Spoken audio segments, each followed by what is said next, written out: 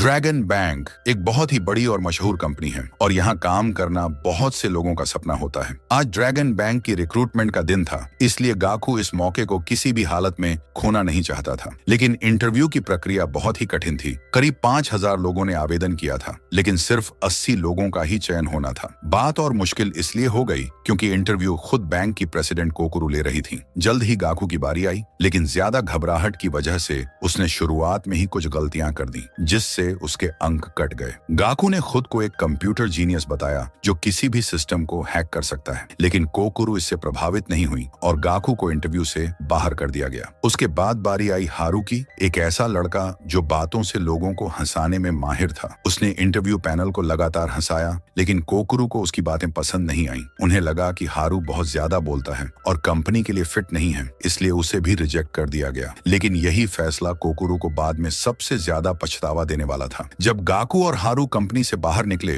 तो अचानक एक दूसरे से टकरा गए। वे दोनों बहुत खुश हुए ये जानकर कि वे पुराने दोस्त हैं। दरअसल वे कभी स्कूल के क्लासमेट थे। गाकू बचपन से शर्मीला था, इसलिए उसे अक्सर बच्चे चिढ़ाते और तंग करते थे। एक दिन हारू ने देखा कि कुछ बच्चे गाकू को परेशान कर रहे हैं, तो उसने गाकू की मदद की और उन बदमाशों को पीट दिया। लेकिन तभी एक ट्रक वहां से गुजरा और एक सुरक्षा कैमरे ने हारू को लड़ते हुए रिकॉर्ड कर लिया। अगर किसी को यह वीडियो मिल जाता तो हारू को पुलिस के पास ले जाया जा सकता था। गाकू ने सोचा कि हारू ने उसकी मदद की है, अब उसकी बारी है एहसान चुकाने की। उसने लैपटॉप निकाला और सुरक्षा कैमरे की रिकॉर्डिंग को हैक करके हारू की लड़ाई का फुटेज हटा दिया। उस दिन से दोनों पक्के दोस्त बन गए, लेकिन ग्रेजुएशन के बाद उनके रास्ते अलग हो गए। अब वे फिर से मिले थे, लेकिन इस बार ड्रैगन बैंक दोनों को रिजेक्ट कर चुका था। गाकू की काबिलियत देखकर हारू ने एक आइडिया दिया, क्यों ना हम खुद की कंपनी शुरू करें। गाकू को यह बात पसंद आई और उन्होंने तुरंत स्टार्टअप की यात्रा शुरू करने का फैसला किया। भले ही उनके पास कोई ठोस योजना नहीं थी, लेकिन दोनों को अपने सपनों पर भरोसा था। अगले ही दिन वे काम पर लग गए।